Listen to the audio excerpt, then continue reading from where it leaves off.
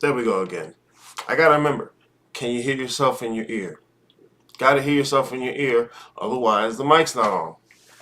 Alright, y'all. Good morning. Good motherfucking morning, as a matter of fact. It's time for the shitstorm. I'm probably gonna go to about 5 questions today. You can see it on the thing. Yeah, let's get the fuck into it, man. A few little technical issues here, but it's not a problem. We'll make this happen. Here come the intro.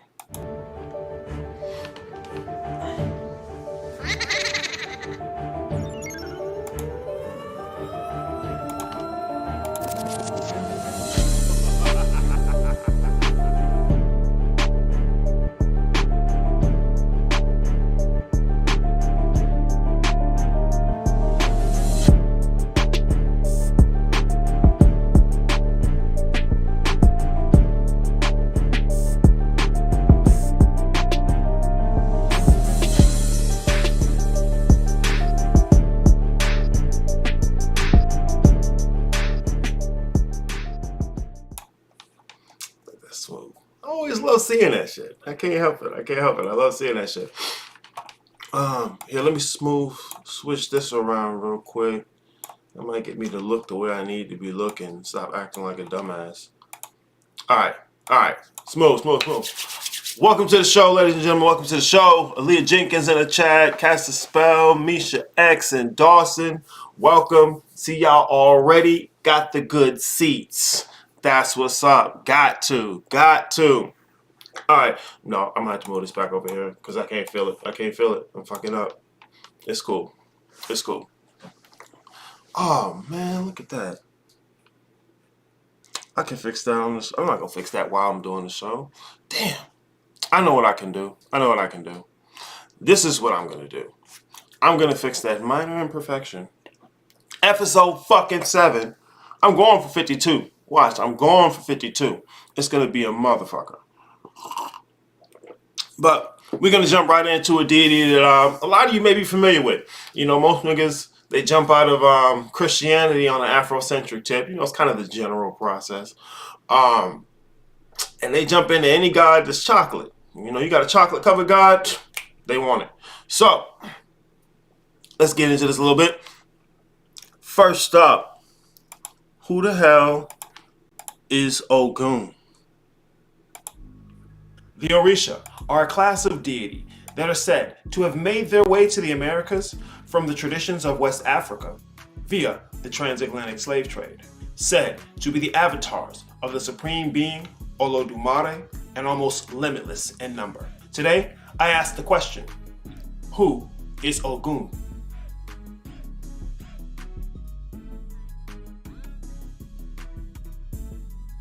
Ogun is a primordial deity and is said to have been one of the first of the Yoruba tradition's Orisha to come down to earth and search out a suitable location for the human's existence. Those who practice the Dahomey tradition say that Ogun, or Gu as they call him, has yet to complete the task of making earth suitable for human existence.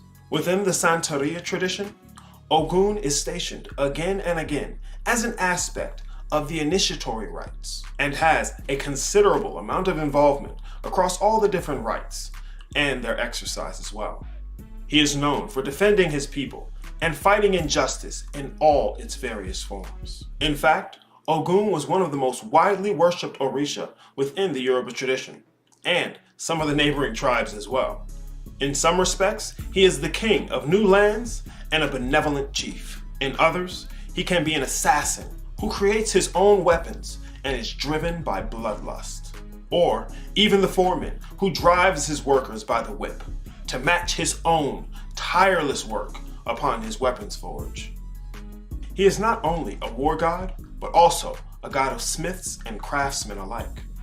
He is generally associated with iron and weapons, as well as known for being a strong father. His association with iron has brought with it an association with things like iron cauldrons, railroad spikes and nails, hammers, anvils, machetes, shovels and picks, as well as knives and swords. While he is generally depicted holding one of various weapons, He is also usually clad in either black or green clothing. He carries with him a strong association to both the earth itself and forests. There are also some respects where Ogun is associated with warfare, fighting, and martial arts. He is quite well known for his rampages and aggressive behavior. From his birth, he was known to his parents as the child that would give them more trouble than this world had ever known. Ogun was adept at war and bloodshed, so much so that the other gods feared him. The Orisha offered to make him their king when he first cleared the way into the world for them, but he refused, claiming he preferred the forest. Once each year, they sent a messenger to offer him the option to become king, grateful for his help and afraid of what he might do if not placated. But each year he refused, leaving the throne to his equally volatile brother, Shango. Finally, he descended to them, wearing his fiercest warrior's clothing, covered from head to foot in blood, to terrify them into leaving him alone. Initially, his ruse succeeded, and they fled from him in horror. However, eventually, they returned once again, begging that he appear in some less fierce form and rule over them. He finally agreed to act as king and led many successful battles until one day, Ishu appeared to offer him some enchanted palm wine during a lull in his fighting. He became so intoxicated that he fought even more masterfully, but he could no longer tell friend from foe and murdered not only the enemy, but all of his own soldiers as well. When he realized what he had done, he immediately abdicated his throne and fell on his sword in anguish, after which he retired once again to live apart from his brethren. Belief in various Orisha is said to go back to around 500 to 300 BCE. This time frame, however, is only based on the excavated archaeological evidence. There remain countless unexcavated sites still waiting to be uncovered. That being said, the Orisha can very well have their roots stretching much back further in time.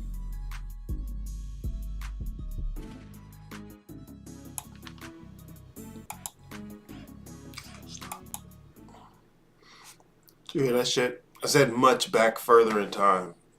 I don't know how I didn't pick up that the first time I was editing. When I was doing final production, I was like, I did not say it much back in time. What the fuck?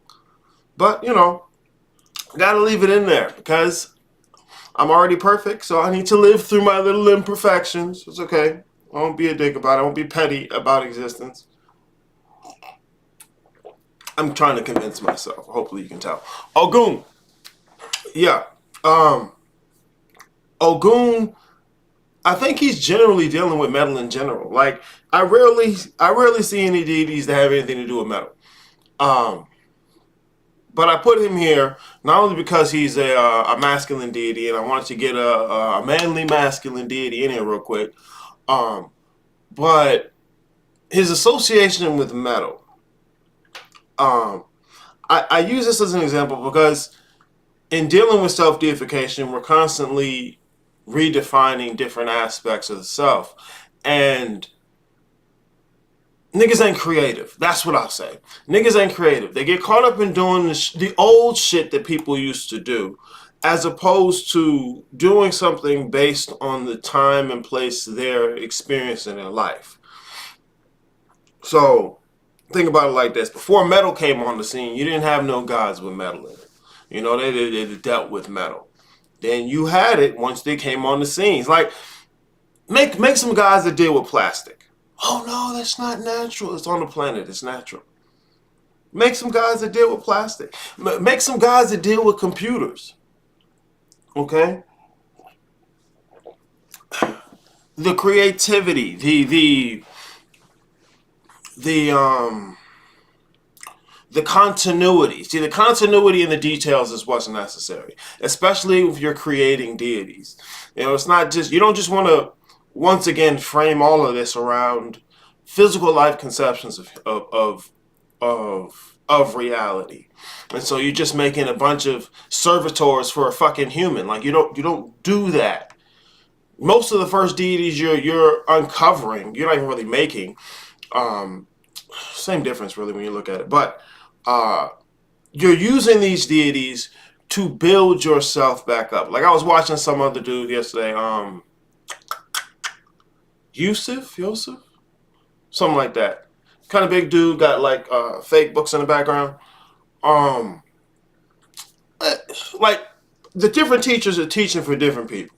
I'll say that, you know, because I have a tendency in my head to call motherfuckers kindergartenish, but there's a lot of motherfuckers. There's always new niggas getting into the shit, and so you have to have different people for that. Anyways, he was talking about the left-hand path, and the way he defined it. Yo, what's good, X Thunder? Nice to see you in the chat, sir. The way he defined this shit, and I'm not gonna say it's completely inaccurate, but it's the details. It's the details. It's the details. He defined the left-hand path as being those who want to be separate from source, right? And it bothered me. And it bothered me because once again, I deal in left-hand path. This is what I talk about. This is my shit. Just when you make a statement like separate from source, that's not what the left-hand path is doing. The left-hand path makes the claim that what the self is source. Okay? And it's not a trying to get back to source, which you'd be doing on the right-hand path. You are source. What you're trying to do is let go of the other shit. All right, and it's not just to be some floofy, floffy, ethereal thing that's just, oh, I'm limitless, oh, I'm source. Like, no. Like, first and foremost, you were never not that. So to go back to it, you're just doing right-hand path shit again. But this is the thing about your connection to source. Okay, think about it like this way. Everybody knows the Egyptian pantheon. Osiris is the king. He's running the kingdom. He falls, or he's in ruins, and his kingdom is then rebuilt by Horus. All right? The Father did not give the Son. The Father is the Son. To the degree to which Osiris goes from being the king, falling, and having the kingdom rebuilt, in the manner in which the kingdom needs to rebuild, Osiris is Horus. This isn't some new, different deity. All right, guys? Don't tangent. So, see, this is part of when I get into about the triple blackness being threefold and the Trinity being the basis of metaphysics. The Father is the Son. The Father gave the world that he so loved. Okay? Not the Son. The Father is the Son. If you've seen the Father, you've seen the Son. See, you niggas was bad Christians. Okay, but that's my point in saying that, is that it's to fully embody the position that you're playing as opposed to your agreement to the strong illusion, all right, which would be some type of return to source thing. Because as soon as you call it source, like there's so many implications around that. It implies a necessary separation, maybe not division, but a separation, to which case you have to rectify. Left-hand path, no, there's nothing to rectify. This place is perfect. The whole damn thing is perfect. The only thing that's fucked up is my conception and framing of my own reality. But it's okay. It's okay. Like I said, man, some people need their food like that, you know, in order to begin looking at shit. I love how motherfuckers will come up at me. And every now and then I get some novices. You know, every now and then you get some novices. But the niggas who come and I've been doing this for a couple of years, nigga ain't doing shit. You ain't been doing shit. I'm telling you. This is the beginning. Like, every beginning is the end of something else. Also, what's that song from Closing Time? Closing Time. Okay, anyway, every new beginning is some other beginning's end. Okay? So getting excited because you done found a new thing and you want to be the cutting edge of humanity is bullshit. It's bullshit. There's no reward for human. You're not going to win human, okay? Oh. IDKDKDF. Maybe that stands for something. I don't know. Be about your father's work. Exactly. That's what I tell my clients. It's you about your father's work. That's what Jesus was doing. It's about his father's work. So y'all bad Christians. It's okay. Now, yeah. Tell them IDKDKDKDKDKDF. Yeah. Makes sense. Oh. All right, y'all. But the next question on here is, what is shadow work? And just listen to the thing, man. I get into it, and then I'm gonna get into it. I get into it. Snake eating its own tail. That's the Ouroboros. Ouroboros. Yeah, it's the same process. It's a whole thing. But see, you gotta lean into the process. The die has been cast. You already start the game. You can't go back. Just Jumanji rules, nigga. Y'all roll the dice. You can't go back. You have to play it through. The right-hand path is like, oh, playing it through is going back to source. No, it's not. No, it's not. I mean, y'all can do that over there. And ultimately, you know, everybody's supposed to do what everybody's supposed to do. Okay, but I'm talking to niggas on the left-hand path. From the left-hand path looking over there, them niggas are ridiculous. They're dead. But they're supposed to be. Like, that's their role. Use them as that shit. Like, I remember Bobby Hemming was talking about fucking using the dead niggas as a shield. You know, these are an aspect of what you are. If you are the thing that you say you are, if you are the one who's about his father's work, then the rest of these motherfuckers are servants. Regardless of whether or not they come consciously to you in your physical life and say, I'm your servant. Get the fuck out of here. That's not you anyway. What is you? These motherfuckers are your servants. But to see, if you ain't in your proper capacity, it's not going to work like that. Like the Prince and the Pauper. The little kid didn't know how to be a king. He didn't know how to be royalty. So he was getting all kind of ridiculous responses. You got to need self-knowledge. What is you, though? What is you? Fuck me, right? Fuck Aries. Fuck Aries. Supersonic. What are you talking about, Dynasty? Or Semisonic. I can't remember the name. Yeah, I think that might have been the name of the group. Don't look up the group. Don't be a dick. I'm not going to look it up right now. But that song will be hidden. Time for you to go out to the places you will be from. All right, I'm going to get into the segment. So, what is shadow work? I got a few things to say about it. From a left-hand path perspective, y'all check it out. Over the course of time, many spiritual methodologies have a tendency towards flowing into the mainstream of human conception.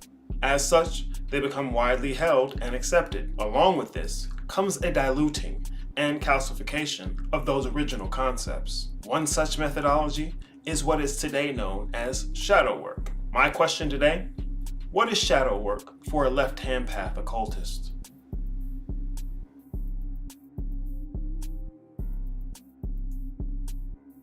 With the general trend of leaving behind traditional religions and cultures, many people are looking for what to be doing and how to articulate that. Along this path and in search of such, there are many practices that people fall into. One such practice is going around the occult community today and is known as shadow work. Now, a basic manner of defining what it is that people mean when they say shadow work is to allow themselves to see parts of themselves that they had deemed unacceptable and now consider those things to be acceptable. Just like any mainstream trend, this definition of shadow work has become considerably diluted, especially in consideration from what was delivered and coined by this practice's originator, Carl Jung. And for a left-hand path occultist, these ideas are in need of much nuance if you are ever to get a firm grasp of the dynamics at play. Carl Jung was not the first person to say the word shadow. However, his use of the term in coining this practice alludes to the nature of a shadow and how that comes about. First and foremost, all things in the light cast a shadow. At the very least, the shadow is to be overcome. There is no sense in which the shadow is something to be defeated or destroyed. In fact, not only is the shadow not simply a singular thing, but the process for integrating it into the personality at large, for some people, can take a lifetime. Now, In conceptualizing the casting of this shadow, think of the light that is shining as the light of your awareness. That light shines upon your conception of yourself. And the side of that conception that the light shines upon is what you would generally identify as yourself. The side of that conception of self that the light does not shine upon is what is known as the shadow.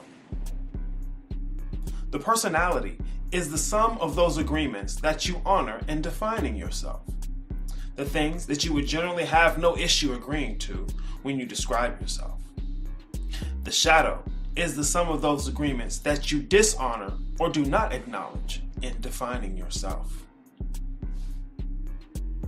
Also, to be clear, the ego as defined by Carl Jung is the center of your conception of self. For those who have no desire to move beyond humanity, they will typically confuse the ego with personal pride. And thus, for people such as this, the conversation on what the ego is usually stopped right there.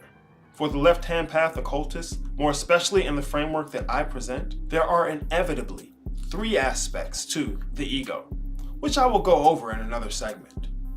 The topic of this segment, however, which I plan to stick to, is the shadow. Carl Jung was not an admitted occultist, more especially not a left-hand path practitioner. Therefore, the description I give will not match his exactly. However, the two are considerably similar. As always, don't feel compelled to believe me. There is plenty of information that you can go and look up and check for yourself. For now, I'll go ahead and describe this process from a left-hand path perspective. For the left-hand path occultist, shadow work takes the practitioner beyond simply acknowledging to themselves that they do in fact have darker aspects to their personality. This work pushes into and beyond the realm of full integration for both halves of the personality in an effort to make the use of the personality in animating the body a much more effective endeavor, but more so and to the point, to make the task of untethering the central conception of self from the erroneous identification with both the body and the personality. Said differently, and at the very least, this work makes the statement in the world but not of it more defined and particular for the personal practitioner's experience, or at least their experience of the physical world and their agreement to it. Like I said, untethering. Like my analogy of the light shining upon the conception of self, the goal is to make the rogue parts of the shadow less effective and ultimately smaller and smaller. This is similar to the types of shadows cast when the sun is directly above the earth at high noon. The shadow is almost non-existent, not from being rejected or ignored, but from having more of the conception of self within the light of your awareness. This is generally termed integration of the shadow.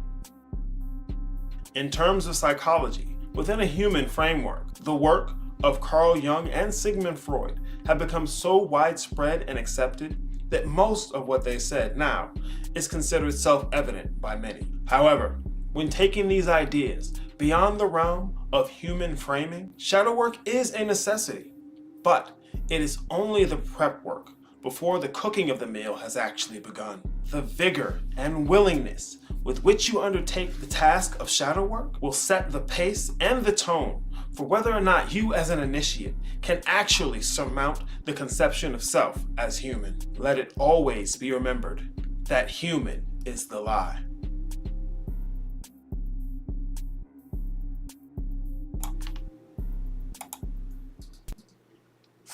Yo, that beat's kind of riding. I think I have it a little bit too loud though. But it be hitting, it be thumping. Like, what the fuck am I supposed to do? It's okay though. It's okay. Minor imperfections. But anyways, let's get into the shadow a little bit, man. Because this is, I could have sworn this is on Do Not Disturb. Don't mess with me, man. I love Do Not Disturb on the phone. Fuck, I love that shit. Okay. But yeah, let's get into the shadow. Like I said, shadow work is really popular. You know, everybody likes to say shadow. Because you say the word shadow when it sounds fucking spooky. I get it. You want to say something spooky that you can post on Instagram so somebody can see your spirituality. Like you can't take pictures of your spirituality. Not because you're not supposed to, but because what are you taking a picture of? Fuck out of here, man. Anyways, besides the fact people like to say shadow work because it sounds spooky, what you're working on, what the work there is, because shadow work isn't the work. If you're moving beyond human framework, shadow work is not the work. It's prep cooking. Like if I was gonna make a big, 3-course meal and I'm over here chopping up onions and celery and stuff, that's shadow work. That's not even cooking yet. I ain't turned on the heat. I ain't set up the pans. It's just chopping up a little bit of stuff right before I'm gonna do anything. Okay, it's prep work. But the issue is between your personality and the shadow that's created by that. All right, because you're neither of those things. You're not the body or the personality. If you're not the personality, you're not the shadow cast by the personality. Okay, here, look at it like this. And I did it in the fucking video. Okay, you got your little guy, right? And this is the light of the awareness. So the light is shining on him, and the side that the light can hit. All right, the light of your awareness, the side that the light hits. When viewing your conception of self, all right, this is the collection of how you conceive yourself. The side that the light hits is the side that you agree to. The side you be like, yeah, I'm a good looking guy. Yeah, I'm kind of cool. Yeah, I'm not a broke nigga. But the side that isn't touched by that light, because it's a I don't want to say polarity because polarity is 4, and then I have to talk about the other 2 things. I'm talking about these 2 aspects, so I'll say a dichotomy. Okay, the dichotomy that's involved is if you have a side shining with light, it casts a shadow. Everything in the light casts a shadow. Every aspect of your conception of yourself is going to cast some type of shadow. Okay, once again, this is part of the reason I say the shadow is not a singular thing. All right. When you're moving your conception of self from the idea of being human, because human isn't homo sapien. When you're moving the shadow, when you're moving through the conceptions of self, all of these different little things will have shadows cast upon them. When you first get in contact with the shadow, or when you first get in aware contact of the shadow, people will get excited, like, oh no, I found my shadow and I did this to it and I did that to it. It's like, okay, that's the battle. That's a battle. As long as you have a physical life, you're going to have shadow aspects. The point isn't to get rid of the shadow. Just like I was saying in the video, you change the angle that the light of awareness is coming at it from. So here you only have this side of the thing in your conception of self. But when you put the light from the top, just like at high noon, the shadow is shrunk. Not because you're ignoring it though. The goal is not to numb yourself to these things. It's not even you. Like, it's not even you. The point is to get as much of it as you can into the light of your awareness. Because honestly, the work, being about your Father's work, is turning the light of awareness back on itself. Okay? Okay.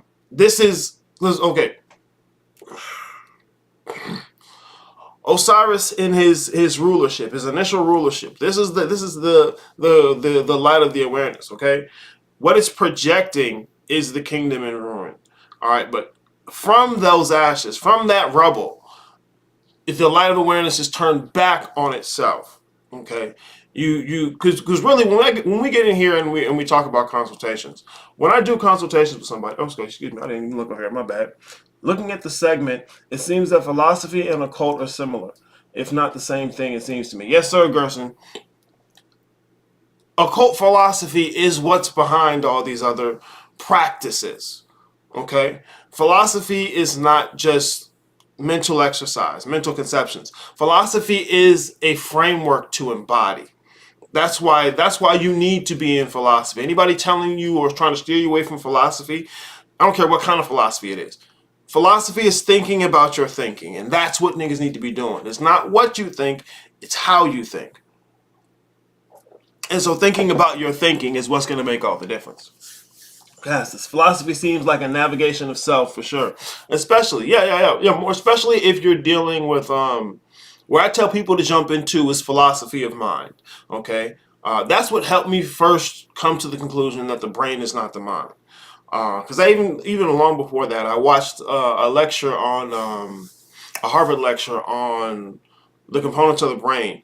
But anyways, my own journey. Anyways, philosophy is most certainly necessary. You want to dig into philosophy. You want to build your own philosophy. But you need to know how they work. Okay? Because people will jump out here, I want to create my own universe. I want to be the center of my own universe. Okay, newsflash. You already fucking were. You just don't know what you're doing. All right, you already have the royal bloodline, but you just don't know what the fuck royalty is. It feels good to say, hey, I'm royalty, but you don't know what that is. You don't know what that is. So it's getting back into your proper person.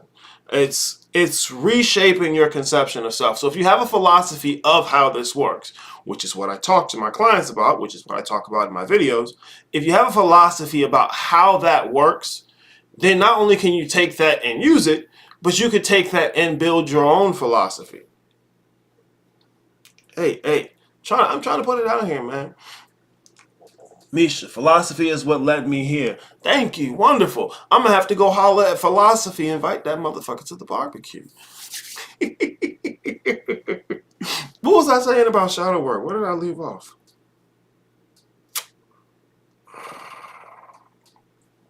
It's cool. But yeah, philosophy. Philosophy is thinking about your thinking. More especially when you start dealing with metaphysics, because metaphysics is a branch of philosophy. Motherfuckers who saying they talk in metaphysics and they don't want to debate, they're not talking metaphysics. They're talking outside of their neck. It's a branch of philosophy. It's a field of thinking. You're going to need to debate things. Otherwise, what you're saying is just personal pontification, and it's irrelevant. But anyways, motherfuckers, everybody's relevant. If everybody's relevant, then what good is relevance? Whatever. I'm not going to be a dick. I'm not going to be a dick. Thank you, Cassis. Osiris. Yes. The Father did not give the Son. He is the Son. He gave the world that he so loved. That's the physical reality. See, Earth is named after the physical reality at large. Earth is the planet's name. It's like a king who is named king. I've said this before too. If I say, what's it like to be king? That you can't necessarily make a distinction between whether or not I'm talking about the one that's still named king or the position of king. Like God. We're talking about the character from the Bible or the position of God. And if you say both, fuck you. Because once again, you can't make the distinction now that you're doing that. That's part of the reason it's framed in the way it's framed. Like the whole issue with Jesus initially with the Council of Nicaea was the Serapis shit, you know? Well, that's where the councils and stuff started. People generally consider the Council of Nicaea was a couple councils in. They were talking about the Arian controversy. But where this stuff got rolling is with Serapis, because Serapis, it was general knowledge that the deities, the Neters, were not physical life beings.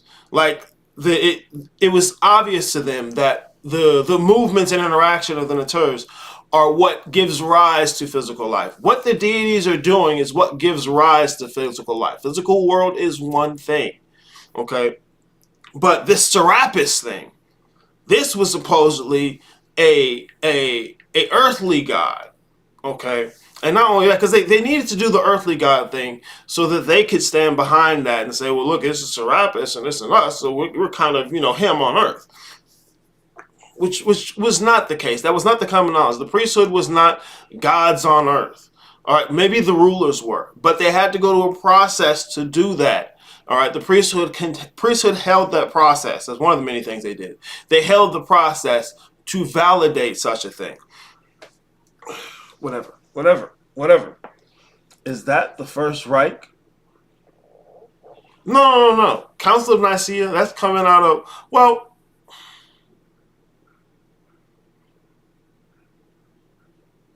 yeah. I would say, you can say it's what led to the First Reich. The First Reich is the Holy Roman Church.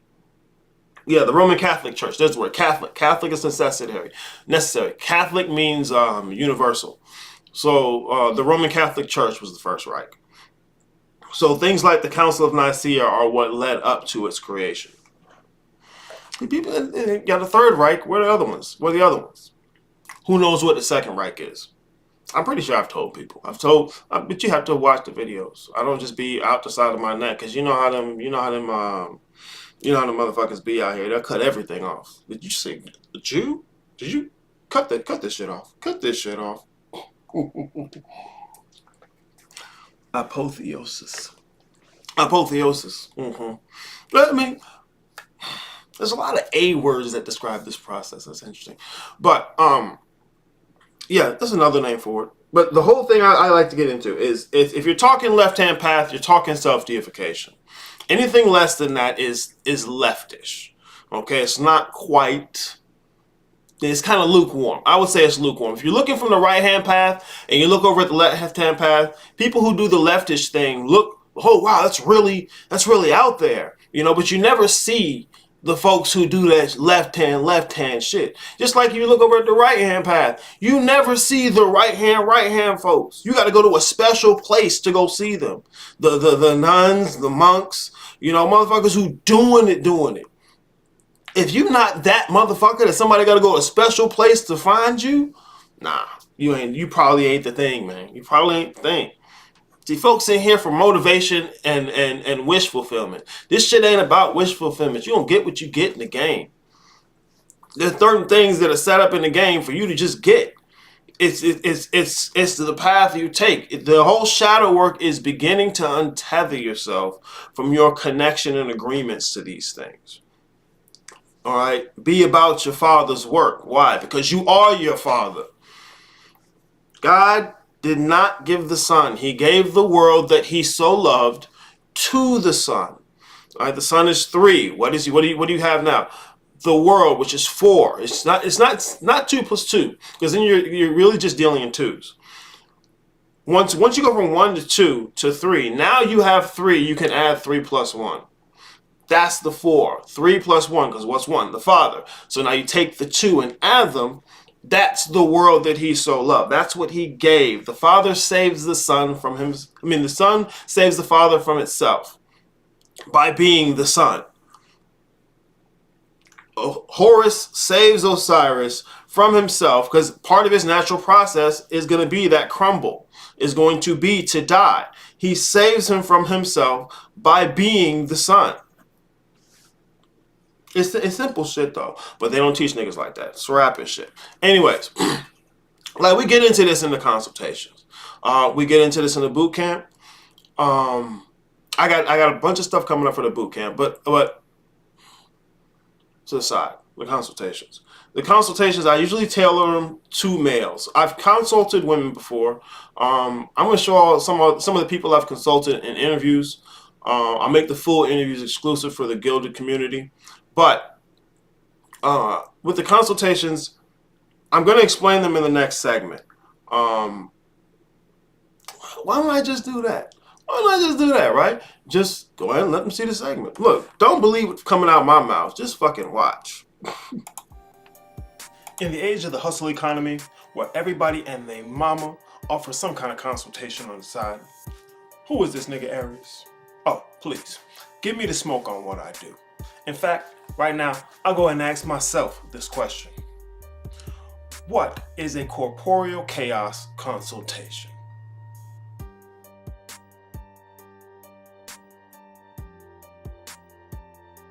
Like I said, these days, everybody and their mama offers some kind of consultation on the side. And honestly, why the hell not, right? This is the time where anybody can say anything and be right. As a matter of fact, to question any of that is to be considered low vibration. Me personally, I think that's a scapegoat. That, however, is neither here nor there. What is here is the question of, what are these consultations that other people offer, and how can what I'm giving you be any different? These days, the standard for a typical consultation that most people will offer on the side of whatever their main service is usually a 1-hour conversation. This will amount to an hour-long phone call where the person peddles you motivation and affirmation under the guise of being some type of instructor or teacher. And really, the standards for such are so low, you don't even have to offer a particular class. These consultations are a mechanism to offer their clients a window for engagement as a courtesy to their customer base, an addendum to what it is that they primarily do or claim to do in some cases. These hour-long calls amounting generally to a simple pick my brain session that the customer should feel honored to have ever received. With Corporeal Chaos Consulting, I not only offer an option for consulting is what I do. I'm a consultant. A psycho-spiritual consultant to be exact. But what does that even mean though? What does it mean for someone to be a consultant? Now I have a few videos laying out some of the groundwork for what that idea is, and if I can remember, I'll link them in the description below. In short though, consulting isn't simply something that I do for occultists and spiritualists. It's the main focus of the service that I offer to my clients. All spookiness aside, my main goal, regardless of what particular rite, tradition, culture, or religion you may follow, practice, or admire, my goal is to make sure that my clients can embody and act out whatever it is that they're trying to act out to the fullest of their potential, even if you don't believe that human is alive. I don't do readings.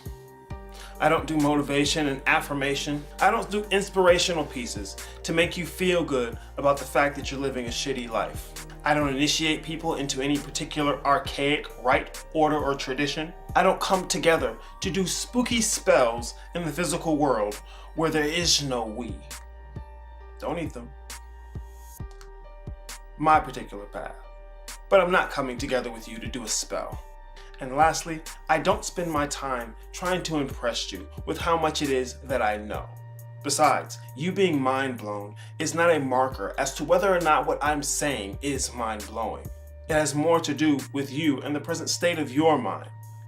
But once again, digressing. My goal is not to decide for you what is or isn't truth, what is or isn't real, and what is or isn't right. Only to make sure that you're giving yourself both options of being right and wrong. My job as a psycho-spiritual consultant, but more especially a consultant in general, is to get to the details. The fine print of whatever it is that you claim to be agreeing to. My goal is to meet you where you are, no matter what it is you claim to believe, to assist you in not only gaining more clarity on what it is you're agreeing to, but to help you learn to create for yourself mechanisms that will guide you to your own progress, both in a consistent manner and a viable one as well. That way, you're not just repeating a ritual that you read in a book, or just doing what I tell you to do. How though, is the question. Oh, I'm so glad you asked. The bread and butter of Corporeal Chaos is my gold level or premium consultations. For me, I prefer to have more than a single session call and for more than an hour. Why? A couple reasons. First and foremost, because the subject matter of our discussion will be concerning matters you generally have never spoken to anyone about, and more than likely will not find anyone else to speak about. You will have plenty that you need to get out. More often than not, you may not have a clear question you want to ask, but a collection of ideas you need to begin to flesh out. That process will most certainly take more than an hour, and most certainly more than a single call. Which is why, generally, when you opt for a gold or silver consultation, our first call is spent in discovery, where I focus on making sure that I'm hearing you, as opposed to what I would like to or could tell you. It would be a shame for you to have something to say, forget about it in that first 30 minutes, then spend the next 30 minutes trying to compose a question you never actually thought about how you would ask. And then by the time that hour's almost done, you finally got the question out, well, how much time do you have to get an answer? A single 1 hour call, more especially a single session call, is not going to be enough if you really want to get to the details.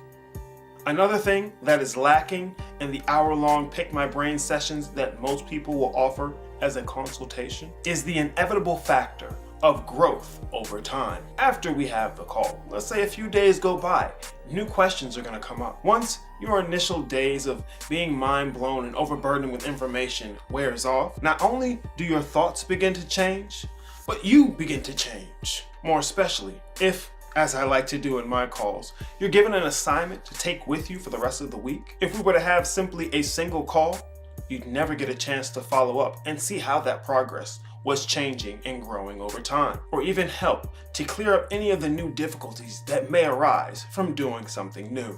Or better yet, gain any type of clarity on putting these changes into context of the larger picture that you're trying to see as a whole. In some cases, that lack of feedback is going to lead to deeper confusion down the road. For that reason, I offer my silver and especially the gold consult, which in my opinion should be the standard amount of time for any effective consultation. Here, not only do we have our discussion, and I send you on your way with instructions and suggestions on how to begin embodying what you claim to believe, but we get into examining the feedback from those actions in and upon your life, seeing how the world around you has begun to respond to the change in you, and how that change fits into your continued progress. With both the gold and silver consultations, there's a minimum of 3 calls. If you're one of those clients that's so certain you only need 1 call, the option of bronze is available. But as I like to say, a nigga that's comfortable thinking he has the answer will never ask a question. Your choice. However, I do highly suggest the multiple calls, not only for the reasons that I've outlined so far, but because creation and change cannot be separated from the flow of progress over time. Not to consider those in the experience that you are trying to have and gain clarity on, I feel will be a disservice to your entire work. Not only that, the integrity of me calling myself a consultant. The final reason I insist on multiple calls is because I will most certainly give you a few assignments, or, said differently, call you to task on what you say you believe. Belief without action is hollow. By its actions, a thing is defined.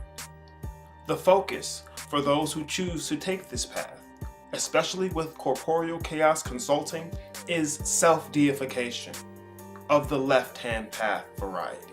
Even with that being the case, and that being my personal philosophy, I make a special effort not to taint your particular reality. I hold it as an utmost priority not to impose my own beliefs upon you, but to seek out what it is that you say you believe, and to find the holes in that foundation, so that you can create and build upon that, something that is sturdy. A building built on a foundation full of holes will eventually crumble back to the ground. My job is to bring light to those paradoxical contradictions in your framework. Said differently, to examine the fine print of the agreements that you're making. This fine print, if left unexamined, would leave you either stagnant or otherwise delusional.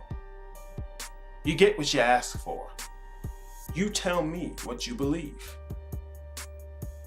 Throughout the large body of work that I have available for people to look at, all for free, there are a few sample consultations that I've done with clients who have been gracious enough to offer their personal consultations as examples for anyone else who'd like to listen in. As much as you might think you have no expectations, I guarantee you have a few. And if you're still sitting on the fence as to whether or not you should be investing in yourself in this manner, take some time and listen to the samples. Get a feel for exactly what it's like to work with me. The occult community today, more especially the left-hand path, has missed the subtlety and the nature of darkness.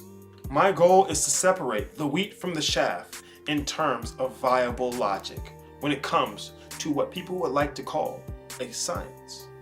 In the future, I'll be releasing interviews with previous clients that I've had, so you can get even more of an idea of what it's like to work with me if the large volume of free content doesn't tell you enough about exactly where it is I'm coming from and the subject matter that we're going to be speaking on.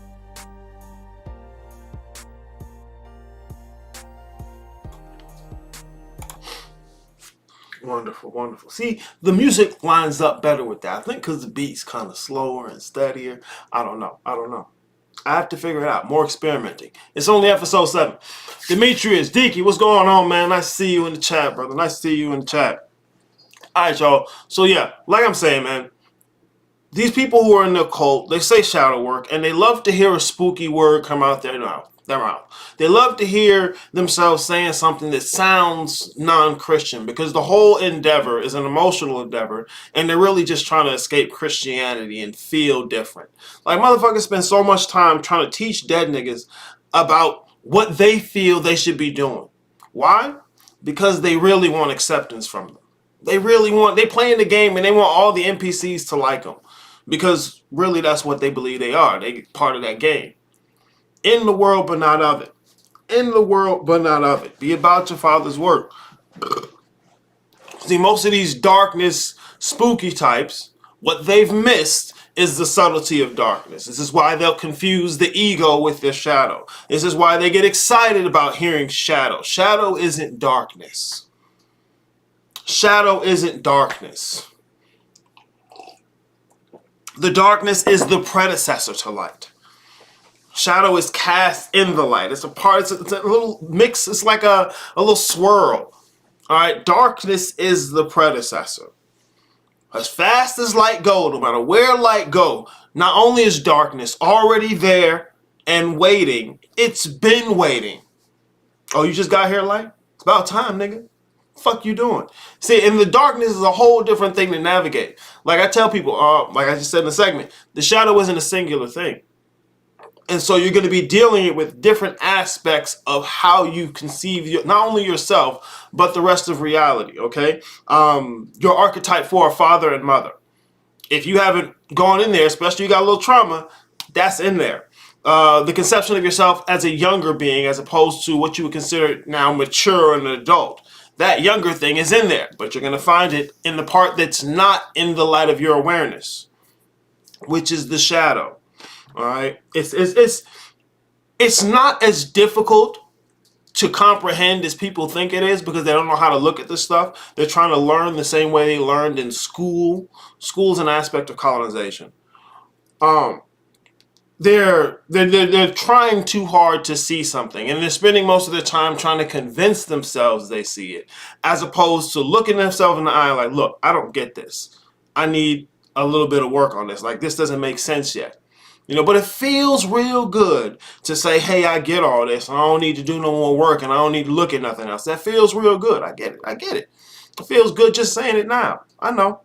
A nigga that think he know the answer won't ask a question. All right? So that's part of what we get into the consultations. Because especially if you're somebody who's just getting into this, I have to get you through learning what shadow work is, learning what the tools are you can use to do it, and learning more especially and most importantly, the correct premises of thinking. It's not what you think, it's how you think. The Father does not give the Son, the Father is the Son. He gives the world that he so loved. It's very simple, but you got to not be running from shit. Like, if you can't be honest with yourself about your own relationship to reality, you can't keep getting upset about reality because you're lying to yourself about your connection to it. All right? Like, the personality and the body ain't even you. And so if you... Oh, man. Look at all those fire emojis, bro. Ouch. It's all right, man. Do what you do. Next, you're going to hit me with the hundreds and the gems, right? Oh. Type it out, man. Just type it out. Hey, man, this is fire. Look, I hate that shit, and this is why I hate it. Because people can agree with anything. And it feels like, what the fuck? Like, people agree to everything. Like, that's what you see on the social media shit now. Motherfuckers want to post a picture of their spirituality. You know they don't know what the fuck they're talking about. Like, you just did a yoga pose. And you had to set up the camera. Like, why didn't you just do the pose? Because I gotta show people my spirituality. Like, no. Motherfuckers will agree to fucking anything. You show them something on their little square picture. Oh, this resonates with me. Shut the fuck up. That means it feels good to see it. It resonates with me. You motherfuckers talking about frequency and vibration. What the fuck's supposed to vibrate? Huh? What the fuck's supposed to vibrate? Let me see. Your melanin in your cells? Why? Because you think you're the meat bag. Fuck. Motherfuckers will agree to anything. That's why I hate seeing that shit. That's why I hate seeing that shit. Because all it says is, I agree. It's like, it's so easy to agree. That's why these spiritual circle jerks get started up. Motherfuckers just walk in, hey man, I'm doing saying this, I'm dropping facts. No, you're not. No, you're not. But you can't tell them that. Because everybody in the circle got to agree. Everybody in the circle, oh yeah, man, that was real good. Hell yeah, man. Facts, fire, check, gems. Like, what the fuck? Tell this motherfucker that shit didn't make no damn sense. But no, you're not allowed to do that because everybody is right. Fuck out of here. The fuck? No. No, like that's some girly feminine shit. Like that's the shit bitches say about being beautiful. Oh, all women are beautiful. If every woman was beautiful, beauty would have no value. It's a lie. It's a lie. It's a lie for your emotions to feel good. So you motherfuckers out here looking for motivation and wish fulfillment. Motivation and wish fulfillment so you can live more comfortably in the lie you tell yourself. Ah!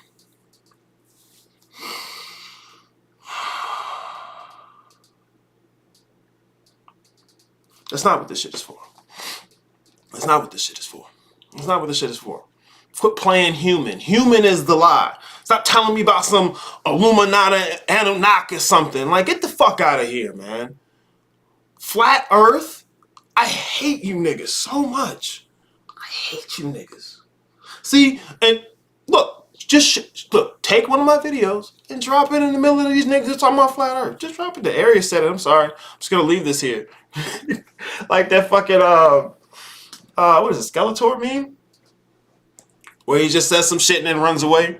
Hell yeah, troll these motherfuckers, man. Are y'all laughing at me?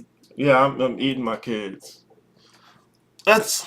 Look, that was the biggest thing I got from ayahuasca, is I gotta stop eating my kids. You know, other people getting, you know, weak little mundane. Oh my God, I gotta be nice to this person. I've been lying to myself about this. I'm like, nigga, that's baby food. Yeah, I had to stop eating my kids. But I mean, you know, it's understandable. It's understandable. They're weak. They're tiny. They're ignorant. They look like food. Compassion. Slay the tiger. Sit on his skin. Okay. Whatever. Compassion. No, I'm learning. Because the only thing that can make me that mad is that I can find shit to relate to it. You know? So it's gotta be me. It's gotta be me. Don't eat your kids. Don't eat your kids. That's why I did it. And yeah, see, I'm in the mud too, guys. I'm in the mud too. Leah says, if I'm here for all of it, cuz I damn sure be that nigga. Oh man, you gotta be here. Gotta come get the whole thing. Gotta come get the whole thing. And motherfuckers, I had a consultation the other day. We were just ending up. It was actually the fourth call. One of the calls got lost. So I was like, I'm not gonna leave you not having 3 recordings, even if I gotta come back and do the whole thing again. So yeah, I had to hit him up with it. Because I give you the recordings as well. Like, the recordings are the gems of the consultations. Niggas spend a whole year and never go back and listen. And not listen to me, what I'm saying. Listen to you. You got you recorded right here. Saying some shit you almost never say. Go back and listen to you. Listen to you. Don't listen to me. Think about your thinking. Don't try to figure me out. Oh, what's Irish doing with this post? What does this little thing mean? What's this thing he said? I say the same thing over all the fucking time. All the fucking time. What is you? Let me go. Human is a lot. Don't figure me out. Don't I even tell you how to beat me. You don't want to beat me. Beat you. Then you win. Fuck you talking about. But no, it's got to be about some other shit. It's got to be about, spooky mystery. No, nigga. No, nigga, you thinking too hard. Thinking too hard, man. The earth isn't flat? Hell nah, Diggy, that shit ain't flat. Yeah, well, earth is flat. The planet is not flat. The physical realm in relationship to the primordial realm is flat because the primordial realm sits perpendicular. It's perpendicular. Yeah, I got the whole segment I did on flat Earth.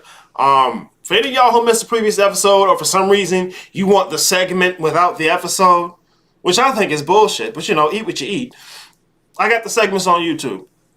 I got them up on the Gilded server as well. I got a site that you can download everything from, so that shit's nice and smooth, nice and easy.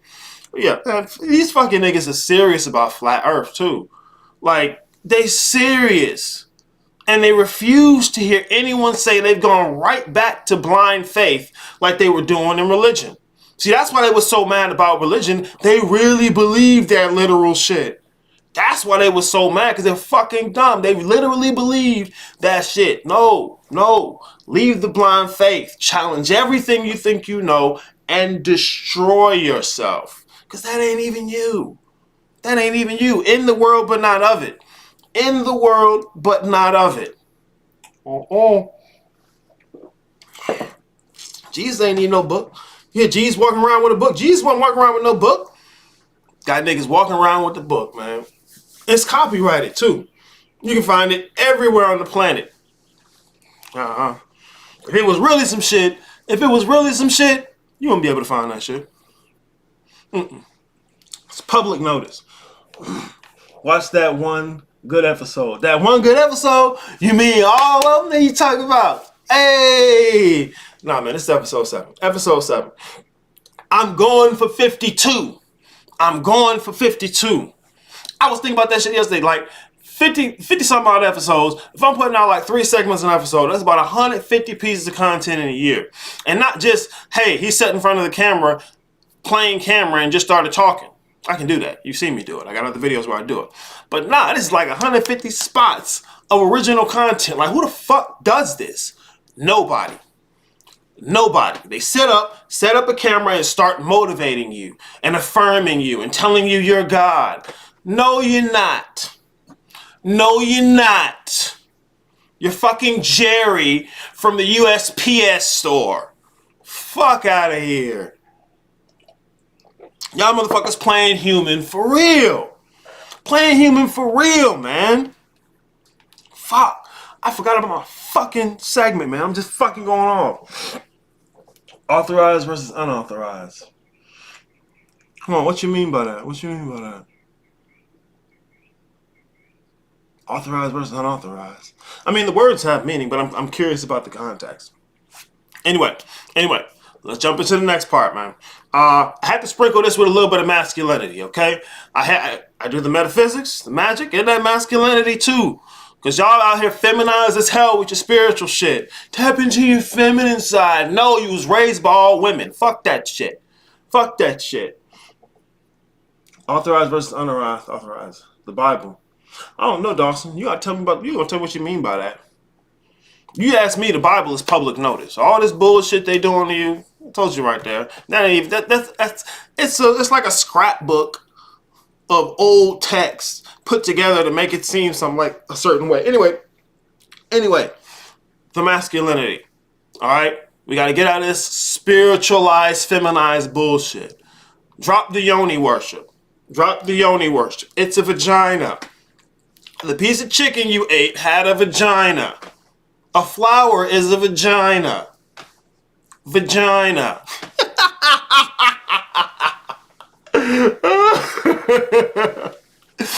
No, we gotta get out of worshiping vagina, man. It's lingam time. Lingam time. I tell you to tell your girl, but she already know. Don't believe me, just watch.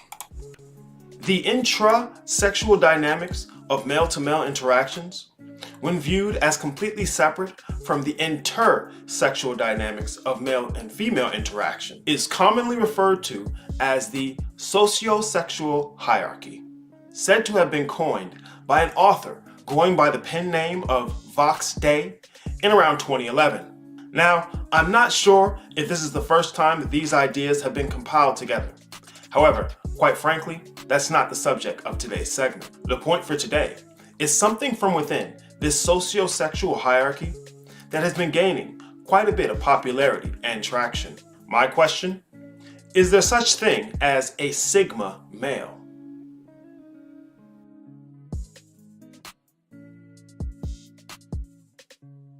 Now, with all that being said, what I would suggest we focus on here is the nature of the dynamics at play. There are many ways in which the intra-sexual hierarchy of males is divided, and I'll breeze over a few just for the sake of clarity. Alpha males are most notably at the top of the hierarchy, and there are various arguments as to how and why this is the case for the alpha. Whether you believe it's through violence or cunning, or maybe a mix of them both, the fact is that alpha sits at the top and are few in number. Beta is the next level, and they generally sit in close proximity to the alpha. There are generally more betas than alphas, and generally the betas are content and often proud to be on the team of the alpha.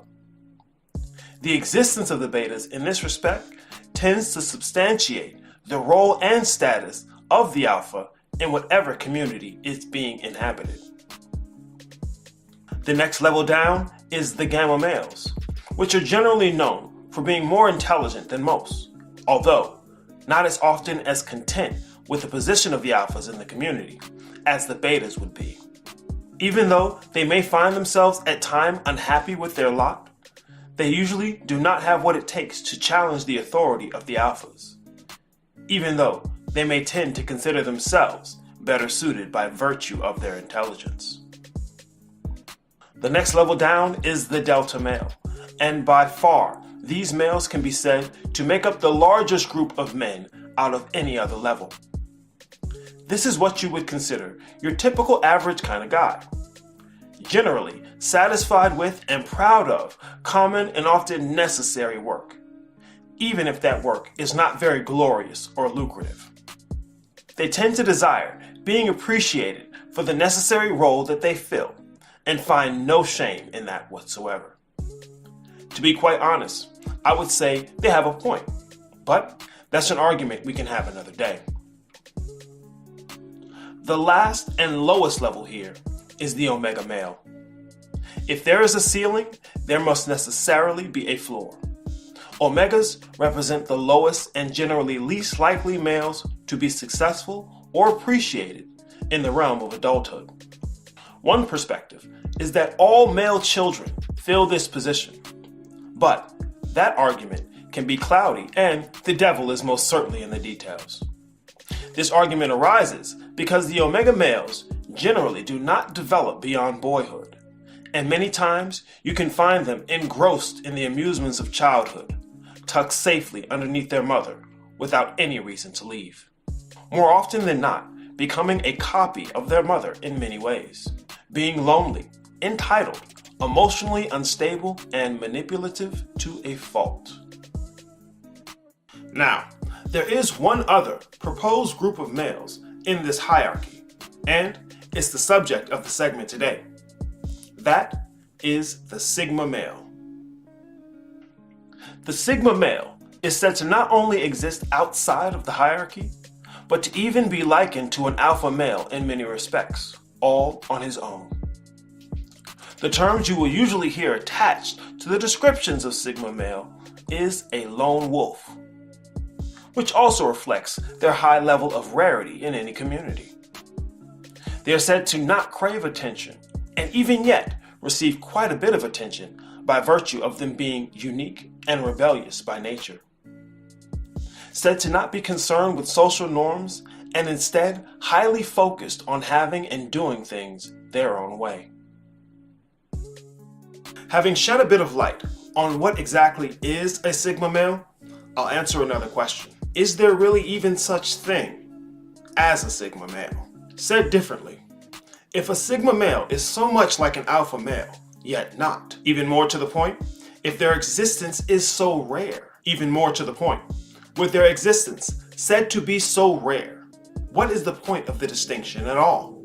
What good would leadership skills be for a lone wolf? In fact, how would you even know he has such leadership skills if he is consistently alone and is so very rebellious? Questions to be answered. So, I dug a bit deeper. Quite often, when researching what a Sigma male is, it seemed to consistently rival the alpha male and classify any other male as some sort of dutiful beta. In all honesty, that dichotomous manner of classifying males is almost exactly the same emotional manner that females classify males within the intersexual hierarchy and its dynamics, where the various levels of stratification among the males is boiled down to two sides. Remember, intrasexual dynamics is the theory side, and intersexual dynamics is the practice. To be frank, most of the descriptions that I would find of an alpha male, when described in relationship to a sigma male, characterizes the alphas as almost a dumb, violent brute who would sacrifice themselves for the security and stability of social status, as well as the attention and recognition of others. Put simply, their descriptions of alphas represent something that could not effectively lead, yet the claim remains that these alphas somehow do, almost as if alphas are always a thin veil away from crumbling under the pressure of their position. I also came across inspirational and motivational videos either produced by Sigma males or for Sigma males. These are called Sigma Male Grind Set videos. I won't personally here go into the content of these videos because I would hate to spoil the fun for you to go check this out yourself. Don't worry though, most of them aren't very long, so it won't take up too much of your time to go check this out if you felt so inclined. My point in mentioning them, however, is that viewing the content of these videos helped me to come to a conclusion about exactly what it was that I was looking at. Sigma male seems more like a grift for gamma males who are borderline omegas. An end-run strategy around having to address their own resentment at clearly not being an alpha, while reassuring themselves that they are just as good, if not better, based upon nothing but their own self-awarded merits. It sounds more like a gamma male justifying escaping from his inevitable burden of performance that a delta male would have risen to engage with were it not for his misguided pride. Which is somewhat ironic because I have heard it said that gamma males usually hate sigma and alpha males, which would in fact be quite interesting if those who claim to be sigma male are actually gamma males. If it isn't already clear, I highly doubt the existence of a category such as a sigma male, or even the necessity of such within the context of the other levels of the sociosexual hierarchy or intra-sexual dynamics. As I said, this sounds more like a frustrated gamma male rationalizing their actions and social status away with the tools of emotional logic. I do plan to get into exactly what emotional logic is, as opposed to rational logic, in the content of another segment. For now though, what I will say on the matter is that emotional logic is a methodology of feminine thinking, usually held by young males in boyhood until they are removed from the illusionary world of their mother, and necessarily must enter the realm of masculine existence of competency and performance. In my opinion, because really, that seems like all I or anyone else can offer on this subject, there is no such thing as a sigma male. As much as this type of male would exist outside of the entire hierarchy itself, and seem to exist in a considerably low number, their marginal existence would ultimately be irrelevant. Any leadership skills that they do have, if a lone wolf were to have such skills, would routinely be useless in a collective of one member. It is redundant to be the leader of a team if you are routinely the only member of that team. Quite frankly, if they do get as much attention as an alpha male does, then why not simply consider them an alpha male? Answer: their described inherent dislike and resentment towards alpha males, or their rebellious nature towards any type of establishment outside of their own. I'll end this segment with this point, and it's the most telling thing I have deduced from this entire endeavor. If a sigma male is a real thing, which once again, I highly doubt, the last thing that a sigma male would do is go around reminding others that not only is he a sigma male, but explain to anyone how this sociosexual hierarchy works in the first place. That would seem like a little bit too much concern for social status, which goes against everything that a Sigma male is supposed to be, and is a surefire tell that what you are dealing with is most certainly not a Sigma male.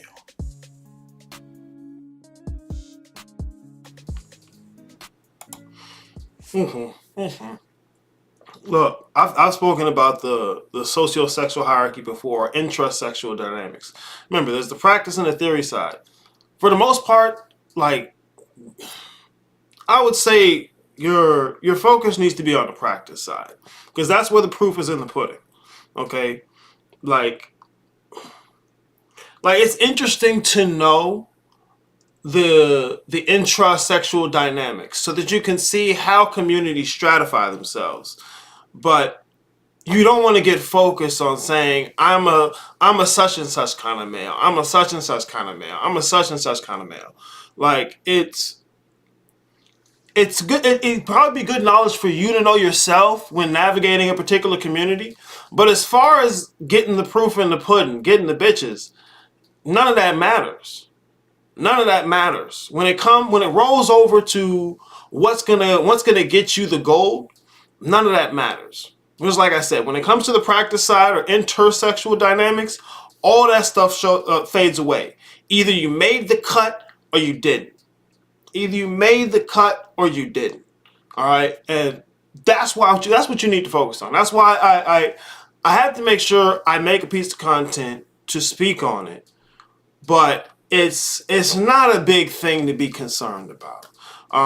Things like alpha and beta, they're abstractions. They're tools used to map out different communities or different conceptions. It's not a demographic of males. Okay, there's not some group out there who is the alpha. All right, these are abstractions used to help show not only how communities stratify themselves, but what effect that has on intersexual dynamics, okay? Because like I said, when it comes to the women, you don't even have to call it alpha or beta. It's the guys who make the cut and those who don't, all right? And this isn't a boo-hoo, it should be some other kind of way, or this isn't fair. Fuck what's fair. It is what it is. It's the game. And it really shouldn't be another kind of way, because women are emotion centric, and so they're not going through all the rational points as to why this should be the guy. Does she feel it? There are all the feelings. Does she feel it? If she feels it, you get it. If she don't, you don't. Unless, of course, you want to take some older version of sexual reproduction, which works in the animal kingdom. You know, we find in-rens around not having to perform or be competent. But in general, your performance and competence will express itself, and that's what she's going to feel. Women love value, men value love. Please, God, don't let me be a beta. Hey, I don't think God has anything to do with it. Shit. Well, it's funny if God's a beta. God's a beta. God's a beta. And then it depends on what side of the aisle you're talking about. The practice or the theory side. If you're talking about the practice side, anyone who's not an alpha is a beta. If you're talking about the theory side, well, you're a beta. You're kind of up there. Okay, you're kind of close to an alpha. You know, but hey, like I said, fuck it all, right? The main thing you need to take away as a guy is that the idea of alpha and beta, these aren't things out there in the world, okay? That's why these guys who say stuff like, I'm a Sigma male, and they get so caught up in identifying themselves that way, they've missed the point. They've missed the point, and you can clearly tell, because they want to tell you how much of a Sigma male they are, that they aren't a Sigma male. Because a Sigma male wouldn't even know what Sigma males are unless that was his field of work. You'd be like, what? Like Sherlock Holmes. I love fucking Sherlock Holmes. Sherlock Holmes talking to Watson, right? And Watson's talking about the planets in outer space. And he's surprised that Sherlock Holmes doesn't know anything about that. And he's like, why do I need to know that? Like, this motherfucker can look at the type of tobacco ash from your pipe and tell you how often you smoke and what kind you were smoking and what direction you were walking in. Why the fuck does he need to know about the planets? His whole thing is solving mysteries. It's solving mysteries. It wasn't like he had no need for that. And so what I'm telling you is you really don't have a need for this type of information. But it's nice to know. how communities stratify themselves if you want to try and navigate them, okay? That's the biggest thing. Jesus is definitely alpha. Jesus is a beta. God is the alpha and the omega. Ooh. I like that. I like that. Jesus come in with that wavy hair. Like he got the Prince pressing curl. I'm the alpha in the room. Well, shit, they walk in turning water to wine. Look, somebody gonna be looking. I'll tell you what, somebody gonna be looking.